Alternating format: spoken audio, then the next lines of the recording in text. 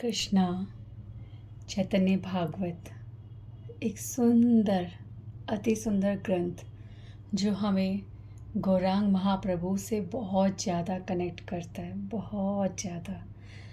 तो आज श्री वृंदावन दास ठाकुर जी का आश्रय लेकर चैतन्य भागवत फिर से पढ़ते हैं।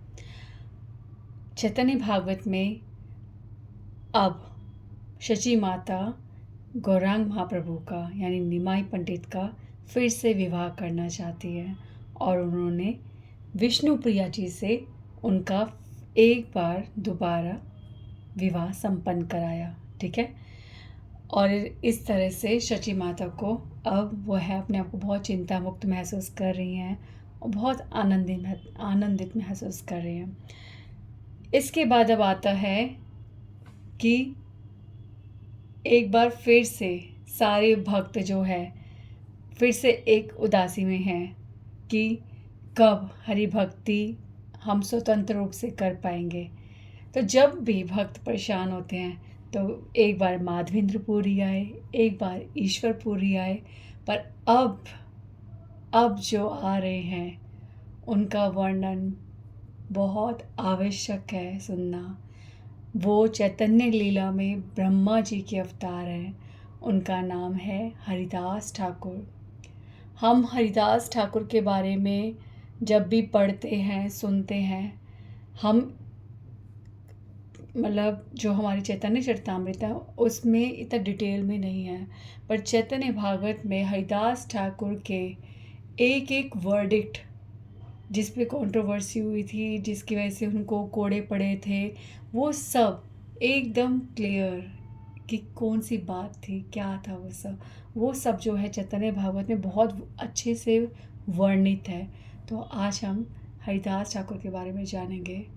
हरिदास ठाकुर चैतन्य महाप्रभु के भक्त हरिदास ठाकुर यानी कि ब्रह्मा जी, जो सदैव भगवान की माया से विमोहित हो जाते थे, जो डाउट करते थे कि कृष्ण भगवान है, संदेह में आ जाते थे। हाँ, ब्रह्म विमोहन लीला हुई थी जिसमें उन्होंने सारे ग्वाल बालों गायों को उठा लिया था। आज वही ब्रह्मा जी चैतन्य महाप्रभु की लीला में पूर्ण रूप से उनका आश्रय लेकर उस हरि नाम के रस को पी रहे हैं।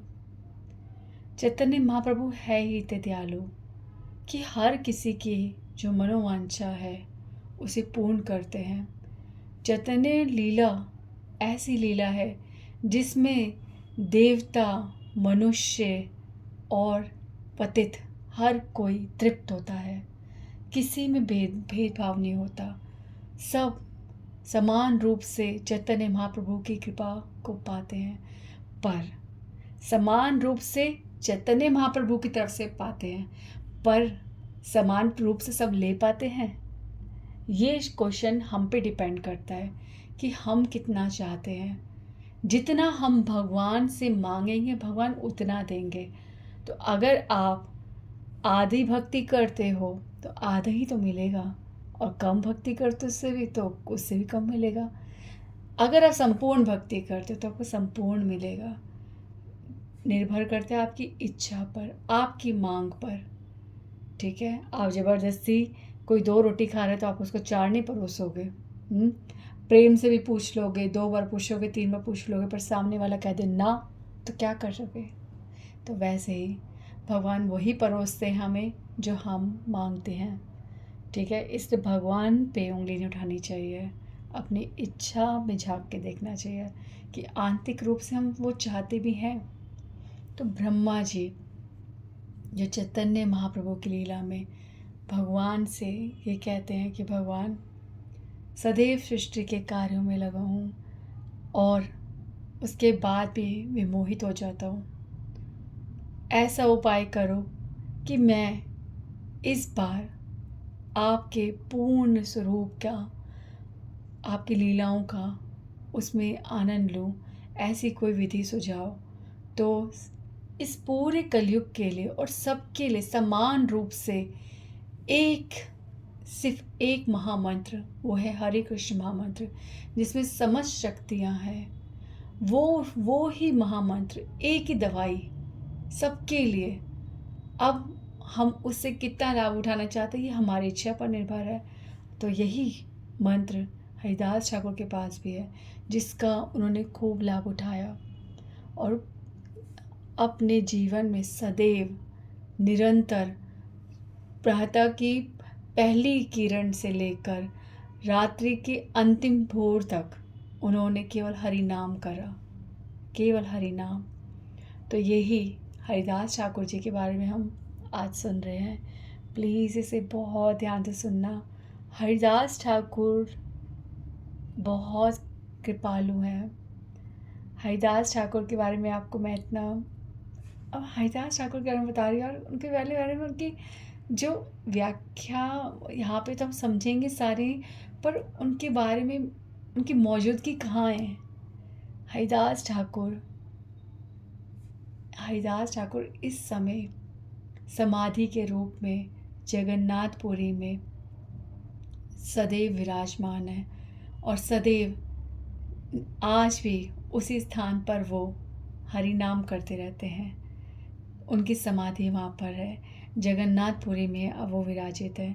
तो जब भी हम जगन्नाथपुरी जाते हैं तो हरिदास ठाकुर की समाधि में जो स्वर्ग द्वार में है वहाँ पे उनको प्रणाम करके वहीं पे बैठकर उनको नमन करना चाहिए और उनसे भक्ति में वृद्धि हो ऐसा आशीर्वाद प्राप्त करना चाहिए। तो हरिदास ठाकुर के बारे में हम जानेंगे। हरिदास ठाकुर जी, ठीक है, हरिदास ठाकुर जी। अभी हम फ्लैशबैक में जा रहे हैं। वैसे तो हरिदास ठाकुर जी अब नवद्वीप में आ गए हैं, पर नवद्वीप से पहले हरिदास ठाकुर जी कहाँ थे वो हम सुनेंगे। हरिदास ठाकुर जी का जन्म बुधना, ठीक है, बुधन में हुआ था, ठीक है। और हरिदास ठाकुर जी, उनके दिव्य शरीर से सदैव एक दिव्य प्रकाश, तेज प्रकाश निकलता था, जिससे सारे आसपास के लोग भी प्योर शुद्ध हो जाते थे और वो सदैव हरि नाम करते थे, ठीक है। वो कुछ समय के लिए एक स्थान पर रहते थे और फिर दूसरे स्थान पे चले जाते थे।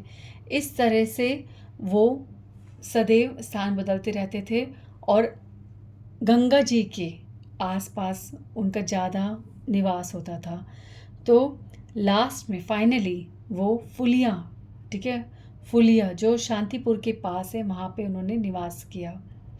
तो हरिदास ठाकुर जी सदैव कृष्ण प्रेम में डूबे रहते थे, सदैव, ठीक है। He had absolutely no attraction for material enjoyment. उनका किसी भी भौतिक सुख के प्रति कोई आकर्षण नहीं था। वो सदैव निरंतर उनके जीवा पर हरि नाम होता था, ठीक है। और इसकी वजह से वो बहुत ही सुंदर, एक्स्ट्रा ऑर्डिनरी उनकी ब्यूटी थी, ठीक है। एक क्षण के लिए भी वो हरि नाम करने में आलस नहीं करते थे। उनका इंटरेस्ट कम हो ऐसा नहीं होता था। हर क्षण वो हरि नाम में डूबे रहते थे, उसके रस का स्वाद लेते रहते थे। कभी वो नृत्य करने लगते, कभी वो अश्रु प्रवाह करने लगते। उनके अंदर सात्विक भाव आते थे जब वो हरि नाम करते थे और उनकी इन भावों का दर्शन करने के लिए सब लोग एकत्रित हो जाते थे। वह सोचते थे इन भावों को देखकर वो शुद्ध होंगे, ऐसा सोचकर सारे लोग उनका दर्शन करते थे। तो हरिदास ठाकुर के इस कृष्ण प्रेम का सब दर्शन करते थे। अब जो वहाँ पर सबसे जो स्ट्रिक्ट ब्राह्मण होते हैं, जो अपने धर्म के विरुद्ध कोई कार्य नहीं करते और सारे जो रिचुअल्स हैं उसे प्रॉपर करते हैं, वो भी हरिदास ठाकुर से प्रभावित है। ये जानते हुए भी कि हरिदास ठाकुर एक मुसलमान है, उसके बावजूद वो हरिदास ठाकुर के दिव्य प्रेम को देखकर बहुत आश्चर्यचकित थे और कोई भी ब्राह्मण, बड़े से बड़ा ब्राह्मण उनको रिजेक्ट नहीं करता था। उनकी प्रेजेंस ही ऐसी थी। तो हरिदास ठाकुर जी नित्य गंगा जी में स्नान करते थे और फ्रीली विचरण करते थे, हर जगह जाते थे और सदैव हरि नाम करते रहते थे। तो उनकी इस ख्याति को देखकर उनके इस प्रभाव को देखकर कि जब वो खड़े होते हैं तो वहाँ पर मुसलमान और हिंदू एक साथ एक ही समय पर उनको प्रेम से देखते हैं। हिंदू मुसलमानों में भेदभाव हट जाता है और उनके अंदर प्रेम और कृष्ण भक्ति की तरंगे उठती हैं। ये देखकर जो वहाँ का काजी है वो बहुत ईर्ष्या से भर जाता था। ये कहता था कि कैसे हो सकता है, ये हरिदास जो है अगर एक मुसलमान होकर इस तरह से भक्ति करेगा तो बाकी मुसलमान भी भ्रमित हो जाएंगे। तो ये भय के कारण, इसी भय के कारण उसने वहाँ के नवाब के कान भरे और उन्हें बहुत टॉर्चर करने के लिए कहा। बट नवाब ने, अभी नवाब थोड़ा सा उसके अंदर इंटेलेक्ट था, जो उसने पहले हरिदास ठाकुर को बुलाया और ये जांचा कि सत्य क्या है। तो हरिदास ठाकुर को काजी के कहने पर पकड़ा गया, सैनिकों ने पकड़ा और उनको एक रात के लिए जेल लेके गए। ठीक है, अब जब वो जेल में गए, ठीक है, जेल में गए तो सारे जो वहाँ के वो थे लोग जेल में, ठीक है, प्रिजनर्स जो थे, वो हरिदास ठाकुर को देखकर मतलब हैरान हो गए। सब हरिदास ठाकुर के बारे में जानते थे फुलिया गांव में। तो जैसे ही उन सारे कैदियों ने देखा हरिदास ठाकुर को, सब ने अपने स्थान पर दंडवत प्रणाम करा उन्हें। और वहाँ के जो नियंत्रण करते थे, जो वहाँ के लोग थे, सैनिक थे, उन्होंने उनसे प्रार्थना करी कि हम जेल में ही हैं और हमारा ऐसा सौभाग्य है कि हरिदास ठाकुर हमारे पास आए हैं, तो हमें इतनी स्वतंत्रता दो कि हम उनसे संग कर सके और उनके मुख से कृष्ण कथा सुन सके। हरिदास ठाकुर उन सब कैदियों की इस अवस्था को देखकर, इस भाव को देखकर आश्चर्यचकित होते हैं, बहुत प्रसन्न होते हैं और हृदय से उनको आशीर्वाद देते हैं कि तुम जिस दशा में हो उस दशा में रहो। ये सुनकर सारे कैदी कंफ्यूज हो जाते हैं कि हरिदास ठाकुर ये हमें कैसा आशीर्वाद दे रहे हैं कि हम यहाँ जेल में बंद हैं और ये कह रहे हैं हम इसी दशा में रहें। तो हरिदास ठाकुर देखते हैं उनके मुख की दशा और समझते हैं कि इन्हें समझ नहीं आया मेरा आशीर्वाद। संतों का आशीर्वाद समझना बहुत कठिन है।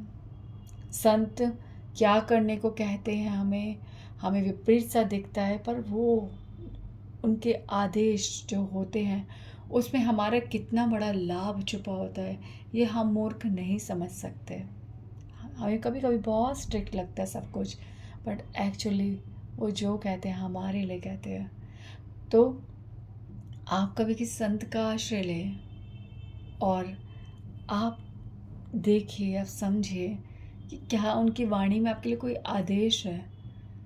ठीक है, ऐसे साधु, ऐसे शुद्ध भक्त का आदेश अपने हृदय में धारण करके अगर हम उसे स्वीकार करें तो उससे पालन करने की शक्ति भी हम पा जाते हैं। ठीक है, तो ऐसे ही हरिदास ठाकुर अब उन कैदियों को समझाते हैं कि इस आशीर्वाद में उनकी कैसी मंशा है, क्या है। तो हरिदास ठाकुर उनको बताते हैं कि इस समय तुम सबके हृदय की अवस्था कृष्ण प्रेम में है। तुम कृष्ण प्रेम से लिप्त हृदय के साथ मेरे सामने मौजूद हो। मैं बस यही इसीलिए ये वाला आशीर्वाद दे रहा हूँ कि इस अवस्था को तुम कभी ना त्यागो, तुम बाहर जाओगे। मैं इसको एग्जैक्टली पढ़ती हूँ तो ज़्यादा समझ आएगा। Haridas Thakur could see their misunderstanding and compassionately explained himself. My blessing to you is that you will remain as you are, but please don't feel dejected. I could never wish you any misfortune. मेरे हृदय में ऐसी कोई भी इच्छा नहीं है कि मैं तुम्हारे दुर्भाग्य की कामना करूं। मेरे अंदर तो केवल एक साधारण सी इच्छा है कि the love you feel now, feel for Krishna, should always remain the same. जो इस क्षण में मैं देख रहा हूँ कि तुम्हारे हृदय में कितनी गहराई तक कृष्ण प्रेम जागृत हो रहा है, मैं इसकी ही कामना करते हुए ये कह रहा हूँ कि ये सदैव रहे, ये सदैव रहे। और इस सब से इंस्पिरेशन हो करके, इस मोमेंट से इंस्पायर हो के आप सदैव हरि नाम करो। और भगवान के दर पर, ठीक है, भगवान के धाम में कोई वायलेंस नहीं है, कोई स्ट्रिक्ट रूल नहीं है, वहाँ तो केवल दया ही दया है। तो आप केवल उनसे कृपा मांगे भगवान से, और हमेशा भगवान का स्मरण करें। जब आप यहाँ से मुक्त हो जाएंगे तो कभी भी इस स्थान पर वापस ना आए। ये तभी संभव है जब आप भौतिक जीवन में इंगेज्ड, मेंटली इंगेज ना हो, ठीक है। आप ऐसे पाप आत्माओं का कभी संग ना करें जिससे आपकी बुद्धि दुर्बुद्धि बन जाए। आप सदैव कृष्ण प्रेम को प्राप्त करें, आपका जीवन एक आध्यात्मिक जीवन हो, ठीक है। इस तरह से वो उनको अपना समझाते हैं। फिर वो कहते हैं a material engrossed person mind is shaped by unwanted mysterious desires, the attachment for wife, children and family and other such illusions brings about destruction. अगर कोई कृपा होती है तब जाके कोई व्यक्ति भगवान कृष्ण के प्रति भक्ति करने की उसके अंदर इच्छा जागृत होती है। तो आज वो अवस्था आपको प्राप्त हुई है। ऐसी अवस्था हमारे को कभी न कभी हमारे जीवन में ऐसा क्षण ज़रूर आता है जब हमारे को एक भगवत कृपा की वजह से हमारे हृदय में भक्ति की इच्छा उठती है। पर हम ये समझते हैं कि ये हमारे लिए दुर्लभ है, हमारे लिए नहीं है, ये हम ऐसा नहीं कर सकते। पर यदि हमारी इच्छा स्ट्रांग है, ठीक है, उस मोमेंट में ही अगर हम एक स्टार्ट दे दें तो ये एक जर्नी शुरू हो जाती है। पर वही कलयुग का प्रभाव ऐसा है कि हम ये सोचते हैं हम इंस्टेंट बन जाए, इंस्टेंट ही सब कुछ कर ले, इंस्टेंट ही बदलाव हो जाए, पर इस वजह से हम हार जाते हैं। तो ये नहीं होना चाहिए। तो जब कैदियों को हरिदास ठाकुर के इतने सुंदर आशीर्वाद के बारे में समझ आता है तो वो फिर से उनके चरणों में नतमस्तक होते हैं, ठीक है। फिर हरिदास ठाकुर कहते हैं कि तुम कृष्ण कृपा से 2-3 दिन में ही यहाँ से स्वतंत्र हो जाओगे। फिर बाहर जाकर, इस कैद से बाहर निकलकर आप अपने जीवन को कृष्ण को समर्पित कर दो, ऐसा उन्हें आशीर्वाद देते हैं। अब हरिदास ठाकुर जी को प्रातःकाल सभा में नवाब के सामने ले जाया गया, ठीक है। अब वो नवाब जो काजी के कारण हरिदास ठाकुर से बैर महसूस कर रहे, उनके लिए क्रोध जिसके हृदय में, उसके हृदय में पूरी तरह से हरिदास ठाकुर के लिए ईर्ष्या क्रोध भरा हुआ है। पर जैसे ही हरिदास ठाकुर सभा में आते हैं सब लोग खड़े हो जाते हैं और नवाब भी अपने आप को रोक नहीं पाता और हरिदास ठाकुर के सम्मान में खड़ा हो जाता है और सब उन्हें प्रणाम करते हैं। और नवाब हरिदास ठाकुर को स्थान ग्रहण करने को कहते हैं, प्रॉपर सीट देते हैं कि आप बैठिए, विराजिए। तो इस तरह से हरिदास ठाकुर बैठते हैं, ठीक है। फिर हर नवाब बड़े ही प्रेम से, बड़ी नम्रता के साथ बोलते हैं कि ऐसा क्या है, ठीक है, एक सेकेंड, यहाँ पे वो बोलते हैं कि आपकी बुद्धि को क्या हुआ जो आप ऐसा कार्य कर रहे हैं। आपको इतना सुंदर भाग्य प्राप्त हुआ कि आप एक मुसलमान बने, आपका जन्म एक मुसलमान की तरह हुआ, तो आप एक हिंदू की तरह व्यवहार क्यों कर रहे हैं। हम हिंदुओं से छुआ हुआ अगर चावल भी है उसे नहीं खाते, और यहाँ पर आप अपने उच्च जन्म को छोड़कर एक निम्न जाति हिंदुओं के समान व्यवहार कर रहे हैं। तो आप अपनी जाति का अपमान करके, अपनी धरती का, ठीक है, अपने क्या बोलते हैं, धर्म कुरान का अनादर करके, अब मेरी हिंदी लैंग्वेज आ रही है, नवाब में सोच लो उन्होंने कैसे लैंग्वेज बोली होगी, ठीक है। तो इस तरह से आप जो इन सब के विरुद्ध जाकर आप जो व्यवहार कर रहे हैं, इससे आप कभी भी जन्नत नहीं पाएंगे, है ना। जन्नत, जन्नत शब्द, जन्नत जन्नत जन्नत। मैंने एक बार 26 नवंबर वाली जो मूवी थी, हाँ, वो देखी थी। तब उसमें वो बोलता है कि जन्नत, जन्नत, जन्नत मिलेगी। हमारी पता है बस गलती यहाँ पे ही होती है कि हम शास्त्र जो होते हैं उसे खुद नहीं पढ़ते। शास्त्र जो होते हैं हम उसे खुद नहीं पढ़ते, हम कुछ खुद नहीं समझते, हम एक व्यक्ति के द्वारा समझते हैं।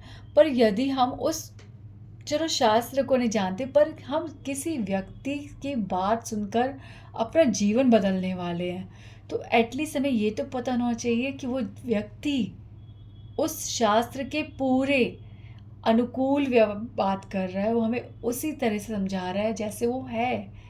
इतना तो हमें निर्णय करना चाहिए ना कि हम किससे सुन रहे हैं, किससे समझ रहे हैं, क्या वो एज इट इज़ बता रहा है। चाहे हिंदू हो, चाहे मुसलमान हो, चाहे कोई भी धर्म का हो, पहली बात तो हमें शास्त्र खुद पढ़ने चाहिए। शास्त्रों के संपर्क में आने से ही हमारे अंदर इतनी शुद्धता आती है। आप कैसे कह सकते हो कि वो व्यक्ति आपको एज इट इज़ बता रहा है, और चलो माना वो एज इट इज़ बता रहा है, फिर भी आप शास्त्र पढ़ोगे उसके बाद, मतलब होता है ना, जैसे एक बच्चे को हम कहते हैं बेटा तू पढ़ के जा, फिर देखते को टीचर से और अच्छा समझ आएगा, तो वो बच्चा कितना कॉन्फिडेंस फील करता है, हाँ मैं पढ़ के आया हूँ, मैडम भी वही समझा रही है, और कितना कॉन्फिडेंस से वो बिहेव करता है क्लास में।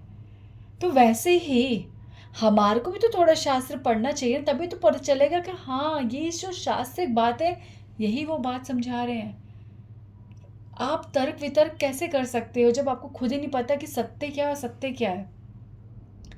तो यहाँ पर जो इनोसेंट लोग हैं, चाहे वो किसी भी धर्म में है, हम किसी को सुनते हैं, और यदि वो व्यक्ति कहता है ऐसा कार्य करने से, क्योंकि हम जब हम भगवान की भक्ति से नहीं जुड़े, तो हमारा जो हमारा लक्ष्य है, धर्म अर्थ काम मोक्ष, हम ये 4 चीज़ों के लिए भक्ति कर भगवान से जुड़ते हैं, प्रार्थनाएं करते हैं, ठीक है। कोई धर्म के लिए, कोई अर्थ यानी धन के लिए, कोई काम इच्छाओं के लिए, तो कोई केवल मोक्ष के लिए, ठीक है। मोक्ष, मोक्ष संसार से मुक्त होना, तो कोई समझता है संसार से मुक्त होना केवल स्वर्ग की प्राप्ति होता है, जिसे मुसलमान में जन्नत कहते हैं।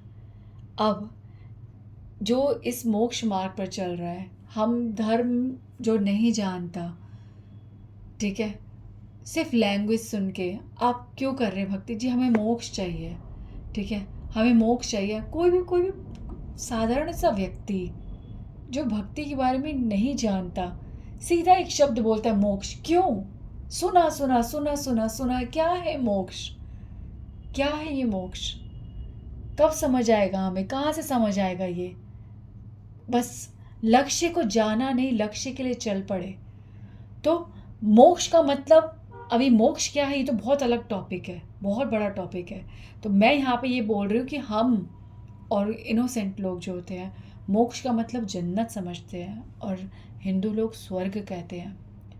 अब ऐसे ही हम अगर मूर्खता में किसी ऐसे व्यक्ति से समझ ले, केवल ये समझ ले हमारा लक्ष्य सुन रहे हैं हम, पर लक्ष्य का मार्ग नहीं समझ पा रहे। अब कोई हमें कहता है जन्नत के लिए ये कार्य करना पड़ेगा, आपको इतने हिंदुओं को बलि चढ़ाना पड़ेगा, आपके हृदय में आपको कोई करुणा नहीं होनी चाहिए। आप जब किसी को मार रहे हो, आप किसी के ऊपर जब गोलियां चला रहे हो, कुछ कर रहे हो, तो आपको उन पर दया नहीं करनी। आपको ये सोचना है कि वो जन्नत प्राप्त कर रहे हैं, आप उन्हें मार रहे हो, आप उन्हें भी जन्नत दे रहे हो, और आप भी जन्नत पा रहे हो। आपको पता है ये जो चीज़ है, अगर इसे प्योरली समझा जाए, प्योरली समझा जाए, तो ऐसा भगवद गीता में एक आता है कि भगवान अर्जुन को यहाँ पे समझाते हैं दूसरे अध्याय में कि हे अर्जुन, युद्ध भूमि में, रणभूमि में चाहे कोई विपरीत हो, ठीक है, चाहे वो कोई विपरीत जो सामने का जो है विपरीत सेना हो और या खुद स्वयं हो, जो भी युद्ध भूमि में लड़ रहा है वो वीर गति को प्राप्त होता है, उसे मोक्ष मिलता ही मिलता है। क्यों? क्योंकि वो स्वार्थहीन होकर अपने जीवन को बलिदान देकर अपनी भूमि के लिए लड़ रहे हैं, भूमि के लोगों के लिए लड़ रहे हैं और अपने जीवन को अर्पण कर रहे हैं उनकी सेवा में, तो इसलिए उन्हें मोक्ष प्राप्त होता है। पर इसी चीज़ को तोड़ मरोड़ के मिसकंसेप्ट करके एकदम इसे कहा जाता है कि आप, ये रणभूमि है। रणभूमि क्या होती है? रणभूमि अगर आप कहो कि युद्ध में आप कोई भी युद्ध कर रहे हो, रणभूमि आप जैसे यहाँ पे टेररिज्म है जो है, ये रणभूमि नहीं है, ये रणभूमि नहीं है। रणभूमि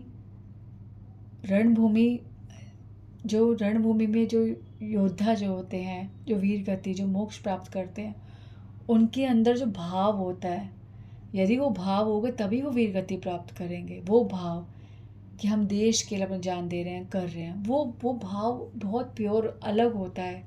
जैसे हमारे देश के सैनिक जो है, जो इतनी ठंड में, जो इतनी आंधियों तूफानों में, जो इतनी गर्मी में, जो कहीं बहुत वर्षा हो रही है, जो सागर के अंदर न जाने कहाँ कहाँ अपने ऐशो आराम को सबको छोड़कर केवल हमारी रक्षा के लिए बैठे हैं, ऐसे लोग, ऐसा भाव, ऐसे व्यक्ति, ऐसे योद्धा, ऐसे वीर मोक्ष प्राप्त करते हैं। तो आती है बात जन्नत की।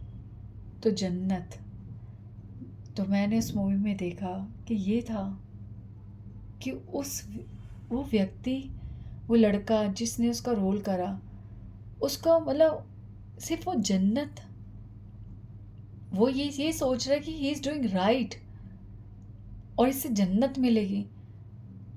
उसके दिमाग में सिर्फ ये डाला गया कि ये धर्म है। अब आप ये जानो कि धर्म समझना कितना आवश्यक है, और धर्म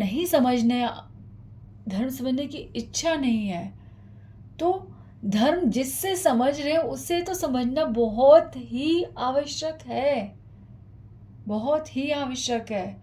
आप अपना स्कूल चूज़ करते हो, आप अपना कॉलेज चूज़ करते हो, आप ट्यूशन चेंज कर करके एकदम एग्जैक्ट अच्छे ट्यूशन में जाते हो क्योंकि आपको पैसे खर्च करने हैं, पर आप अपने जीवन को, अपने एक जन्म को खर्च करने वाले हो और आप ये डिसाइड नहीं कर रहे कि किस पे ये खर्चा करें जो हमारे को सही धर्म का रास्ता दिखाए। इतनी जल्दी कैसे चूज़ कर सकते हैं, कैसे? तो धर्म को समझना बहुत बड़ी जिम्मेदारी है। आप इसे कब तक इग्नोर करेंगे? कब तक इग्नोर करेंगे? अभी रातों रात आप सुबह उठो, क्यों नहीं समझते कि ये जो अभी भूकंप आए हैं वहाँ पे हम भी हो सकते थे? हाँ, हमारी भी एक रात में सारी दुनिया बदल जाती। शायद एक रात बाद हम आँखें नहीं खोलेंगे, पर हमने सब सुन रहे हैं। We cannot imagine that it can happen to us. ये हमारे साथ भी हो सकता है, बट नहीं, हम तो बहुत पुण्य आत्माएं हैं। अरे नहीं, हमारे साथ नहीं होगा। और अगर सोच भी लिया कि हाँ हमारे साथ हो सकता है, तो उसके लिए हम क्या करना शुरू कर देंगे? भय। अरे ऐसा हो जाएगा तो क्या उपाय किया जाए कि मेरे यहाँ पे पैसे सेफ रहे, या मैं ये कर सकता हूँ या वो कर सकता हूँ, पर ये नहीं सोच रहे कि ऐसा क्या करे कि ये हमारे साथ हो ही ना। अरे भगवान एक धर्म की रक्षा करते हैं, धार्मिक पुरुष की रक्षा करते हैं। धर्म अपनाओ। धर्म क्या है ये तो शास्त्री समझा सकते हैं, ये तो संत ही समझा सकते हैं। मैं अलग अलग डिटेल में नहीं जा सकती। धर्म, मोक्ष, इतने सुंदर सुंदर शब्द आ रहे हैं। तो अभी हम जहाँ पे हैं, ये जो जन्नत, ठीक है, एक शब्द और आता है, एक और, सॉरी शब्द कह रही हूँ, एक और मेरे दिमाग में से मुझे नहीं लग रहा आज हम हरिदास ठाकुर को आगे बढ़ाएंगे, पर ये जो बात मैं कर रही हूँ ये बहुत ज़रूरी है। मन में बहुत वो होता है ना, कुछ रखा होता है, वो निकलना ही होता है। मैंने केरला, ठीक है, मूवी देखी थी। उसमें जो वो था कि वो लड़कियां किस तरह से मिसगाइड हो जाती हैं। यहाँ पे हमारे प्रधानमंत्री जी मोदी जी ने भी कहा था कि हर व्यक्ति को, हिंदुस्तानी को, अपने धर्म के बारे में पता होना चाहिए। आप एक बार बताओ, वो मूवी आपको इतना दहला सकती है। आप कहोगे मैं वो मूवी देखा, मैं नहीं करा वो करा। कभी कभी कभी कभी मैं गृहस्थ जीवन में हूँ, ठीक है, तो मैं इन चीज़ों को पूरी तरह से अवॉइड नहीं करती, बट भगवान मेरी सदैव इतनी रक्षा करते हैं कि मैं जब भी इस तरह से कुछ देखती हूँ तो मैं ये सोच के जाती हूँ, कान्हा मुझे आज कुछ सिखाने वाले हो। कभी कभी ना कुछ मूवीज़, कुछ चीज़ें हमारे को पूरी तरह से बदल देती हैं, पूरी तरह से हमें बदल देती है, एक हमें शिक्षा देती है, बहुत बड़ी शिक्षा देती है। पर अगर हम भौतिकता भौतिकता भौतिकता का पहाड़ा पढ़ते रहेंगे ना, तो एक बात में ध्यान रखना, भौतिकता के बीच में तो रहना ही पड़ेगा। भौतिक तो हम है ही है, ठीक है, हम आध्यात्मिक 100% है ही नहीं, हम संतों की स्थिति भी नहीं है। तो अगर हम ये भौतिकता का पहाड़ा पढ़ेंगे, अगर हम इस भौतिकता को भगवान को समर्पित नहीं करेंगे, तो ये भौतिकता से हमें भौतिकता ही मिलेगी। पर यदि इस भौतिकता को भी कृष्ण के चरणों में, अपने श्री हरि, अपने अपने आराध्य के चरणों में अगर हम समर्पित कर दें, तो ये भौतिकता भी हमें बहुत कुछ लेसन्स दे सकती है। सो आई प्रे कृष्णा, मैं भगवान को कहती हूँ कि भगवान कुछ है, मेरे लिए है, ठीक है, मेरे लिए है। एक थोड़ा सा हंसी वाली बात है। मैं किक मूवी देखने गई, ठीक है, किक मूवी देखने गई। अब मैंने कानू से कहा कि कानू, इस मूवी में मेरे लिए कुछ भी नहीं था। क्या था मेरे लिए, मुझे समझ नहीं आया। ये मूवी बिल्कुल कंक्लूजन ख़त्म होने वाला है एंड आई नो वो सलमान खान की फाइटिंग, ये सब मेरे लिए क्या है। तब मुझे ना बिल्कुल एंड होते होते होते होते सलमान खान का लास्ट जो डायलॉग था ना, कि ये सब करने से मुझे किक मिलती है, and that was the formula, that was the सिद्धांत फॉर मी, रियली। किक, ये वर्ड किक, अब मैं आपको बताती हूँ किक क्या होता है। इसमें किक क्या सिखा गई थी मुझे, आपको जब तक किक नहीं मिलती, ठीक है, आपको एक धक्का नहीं मिलता, आप कुछ नहीं कर सकते। आपके बच्चे ने आज स्कूल जाना है, आपको किक मिली, आप उठे टाइम पे, आपने सब कुछ टाइम पे करा। पर आज बच्चा स्कूल नहीं जा रहा, आपको किक नहीं मिली, यू आर रिलैक्स्ड, आपका सारा स्केड्यूल चौपट हो चुका है, ठीक है। दिस इज, आपको एग्ज़ाम में पास होना है, यू गॉट द किक, और आप अच्छे से पढ़ रहे हो, अपने टाइम को यूटिलाइज कर रहे हो, आप टीवी देखना इग्नोर कर रहे हो, आप कितनी चीज़ों से बच के अपने टाइम को कहाँ कहाँ से बचा बचा के केवल अपनी पढ़ाई में लगा रहे हो, ठीक है, किक। और सुनो, आपको कहीं बाहर घूमने जाना है, चाहे शादी में चाहे कहीं भी जाना है, ठीक है, आपको अब पैकिंग करनी है, ठीक है, लेडीज़ यू कैन अंडरस्टैंड, आपको पैकिंग करनी है। Now you got the kick कि मुझे जल्दी जल्दी करना है। आप अपने कलेक्शन, अपने कपड़ों को ढूंढ रहे कौन से लेके जाने हैं, और साथ साथ अपनी अलमारियाँ भी संभाल दी होता है ना, किक, ठीक है। आपको अपना हरि नाम करना है, हरि नाम करना है। ये हरि नाम सबसे सुंदर किक है, सबसे सुंदर किक। ये हरि नाम करना है, ये भजन करना है, ये कीर्तन करना है। इस वजह से सारे भौतिक कार्य आध्यात्मिक बन जाते हैं, क्योंकि हमें इतनी सुंदर किक मिली कि मुझे ये सारे कार्य ख़त्म करने हैं अच्छे से, परफेक्शन के साथ, ताकि ये मेरे को भजन में डिस्ट्रैक्ट ना करे। प्लीज़ अंडरस्टैंड, ये किक्स हैं, ये किक्स हैं। आपकी मेड आपकी हेल्प पर आने वाली है, जिस दिन वो आने वाली है आप बहुत जल्दी जल्दी करते हो, बिकॉज आपका काम ख़त्म हो जाए, वो आने वाली है, आपको काम फिनिश करना है। अगर उसके आने से पहले काम नहीं ख़त्म हुआ तो आपका काम और ख़राब हो जाएगा, वो ख़राब करके चली जाएगी, क्योंकि आप उसे देख नहीं पाओगे आप, ठीक है, संभाल नहीं पाओगे टाइम पे। तो किक नहीं मिली तो सब खराब हो जाता है।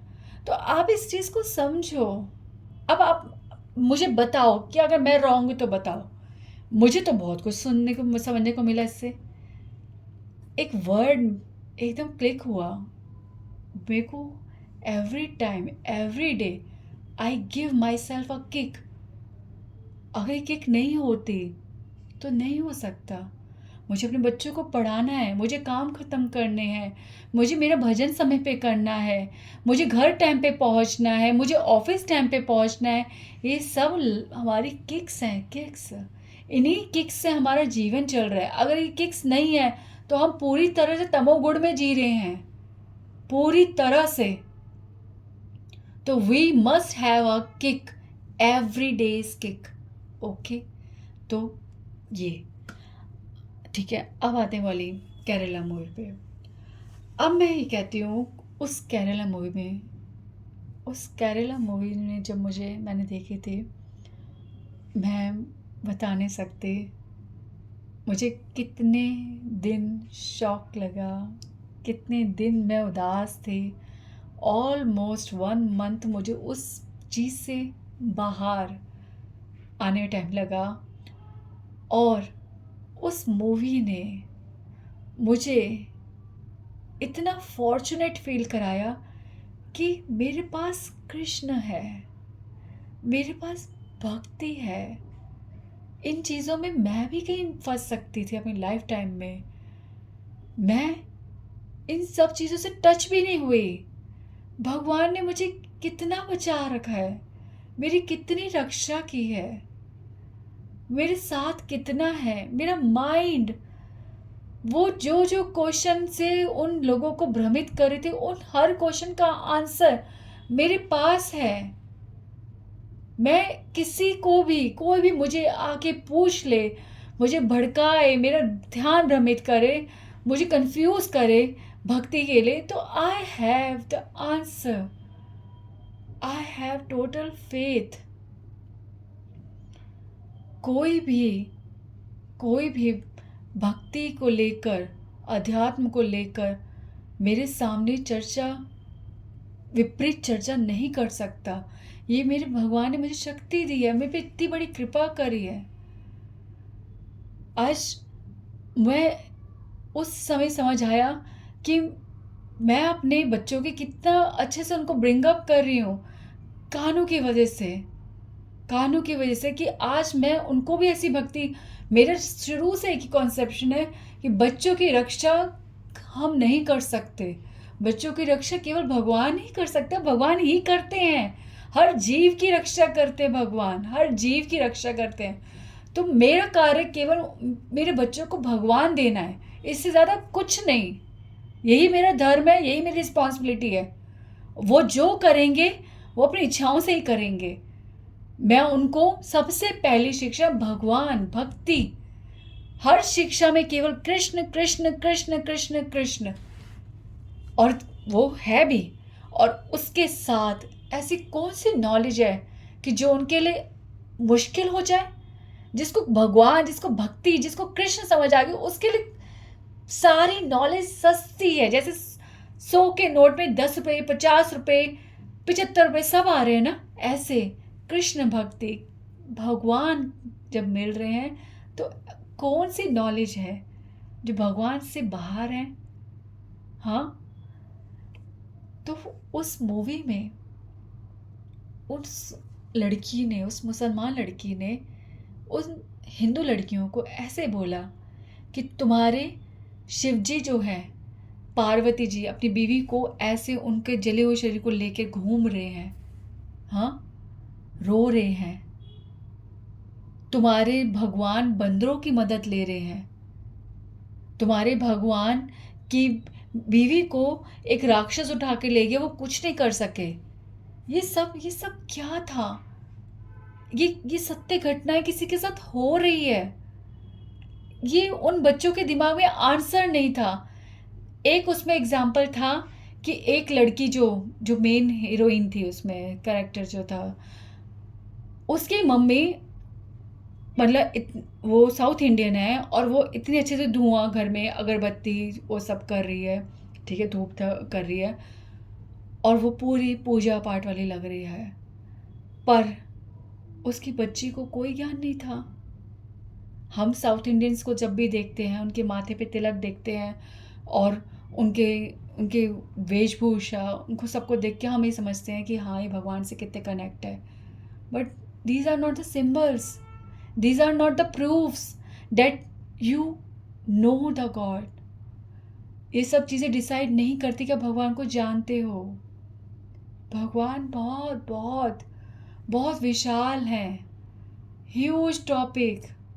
आप साइंस पढ़ते हो, आप ज्योग्राफी पढ़ते हो, आप पॉलिटिकल साइंस पढ़ते हो, हर चीज़ आप पढ़ते हो, बट भक्ति, स्पिरिचुअल इज द साइंस। ये भी एक सब्जेक्ट है, इसे भी पढ़ना समझना ज़रूरी है। एटलीस्ट टच करो। आप एक बताओ कि बुजुर्ग जब हम वृद्धावस्था में जाते हैं तो हम कोई पढ़ाई नहीं करते, हर बच्चा पढ़ाई बचपन में करता है, तो भक्ति की पढ़ाई बचपन से क्यों नहीं? वृद्धावस्था में क्या आप पढ़ सकते हो कोई सब्जेक्ट? साइंस पढ़ सकते हो, कर सकते हो, तो ये तो छोटे छोटे सब्जेक्ट है। भक्ति के सब्जेक्ट वृद्धावस्था में जाके इतने वाइड सब्जेक्ट को कैसे समझ सकते हैं हम? इसके लिए भी तो यही एज है, बचपन। बचपन से ही तो बीज पढ़ने चाहिए। अभी कलयुग बहुत दूर है, ये कलयुग तो शुरुआत है। अभी तो हम कलयुग से पता नहीं कितने कितने करोड़ों करोड़ों करोड़ों वर्ष दूर हैं। अभी तो कलयुग की शुरुआत है और हमारी अवस्था अभी से ऐसी हो रही है। ये ग्लोबल वार्मिंग ये सब नहीं है, ये हमारे भगवान से दूर होने का प्रमाण है, ये भगवान का क्रोध है। आप कुछ भी प्रोटेक्ट नहीं कर सकते, और अगर अपने आप को बाहर ही प्रोटेक्ट कर भी रहे हो तो अपने इनर सेल्फ को प्रोटेक्ट कैसे कर सकते हो? कृष्ण के बिना, भक्ति के बिना। तो आई बात यहाँ जन्नत की बात, ठीक है, जन्नत। तो जन्नत जन्नत जन्नत, स्वर्ग स्वर्ग स्वर्ग, चल तो सब जगह यही रहा है, मोक्ष मोक्ष मोक्ष। भक्ति मोक्ष नहीं है, स्वर्ग भक्ति नहीं है। ये सब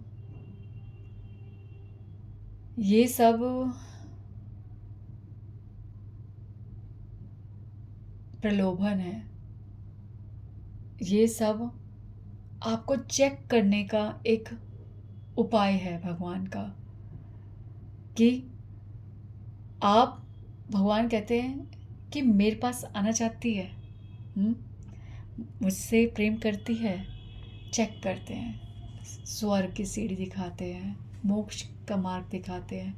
ऐसे वर्ड से जो अट्रैक्ट होता है ना, वो भगवान की भक्ति नहीं पाता।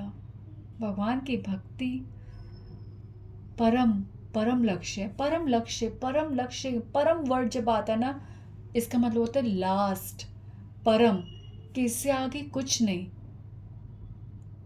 आप स्वर्ग मांगो, स्वर्ग से ऊपर एक लक्ष्य है मोक्ष, मोक्ष के ऊपर भी एक लक्ष्य है, तो ये परम लक्ष्य कैसे हो सकता है?